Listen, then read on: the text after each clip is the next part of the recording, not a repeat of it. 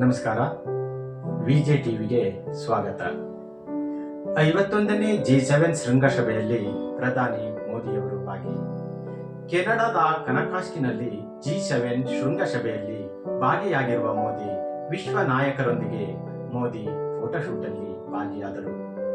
2015ರ ನಂತರ ಮೊದಲ ಬಾರಿಗೆ ಕೆನಡಾಕ್ಕೆ ಮೋದಿಯವರು ಭೇಟಿ ಮಾಡಿದರು. ಸತತ 6ನೇ ಬಾರಿಗೆ G7 ಶೃಂಗಸಭೆಯಲ್ಲಿ ಭಾಗವಹಿಸುವುದರ ಮುಖಾಂತರ G7 ರಾಷ್ಟ್ರ ನಾಯಕರ ಜೊತೆ ಮೋದಿ ಮಾತುಕತೆ ನಡೆಸಿದರು. ಜಾಗತಿಕ ಪ್ರಾಮುಖ್ಯತೆಯ ವಿಷಯಗಳ ಕುರಿತು ಚರ್ಚೆಯನ್ನು ನಡೆಸಿದರು.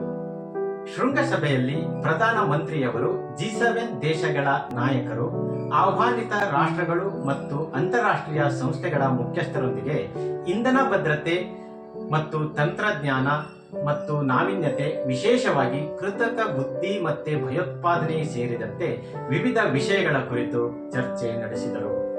ಕೆನಡಾ ಪ್ರಧಾನಿ ಮಾರ್ಕ್ ಕಾರ್ನಿ ಅವರ ಆಹ್ವಾನದ ಮೇರೆಗೆ G7 ಶೃಂಗದಲ್ಲಿ ಭಾಗಿಯಾಗಲು ಕೆನಡಾಗೆ ಭೇಟಿ ನೀಡಿರುವ ಪ್ರಧಾನಿ ನರೇಂದ್ರ ಮೋದಿ ಅವರು ಭಯೋತ್ಪಾದನೆ ವಿರುದ್ಧ ಹೋರಾಟ ಸೇರಿದಂತೆ ಹಲವು ಜಾಗತಿಕ ನಾಯಕರೊಂದಿಗೆ ದ್ವಿಪಕ್ಷೀಯ ಮಾತುಕತೆ ನಡೆಸಿದರು.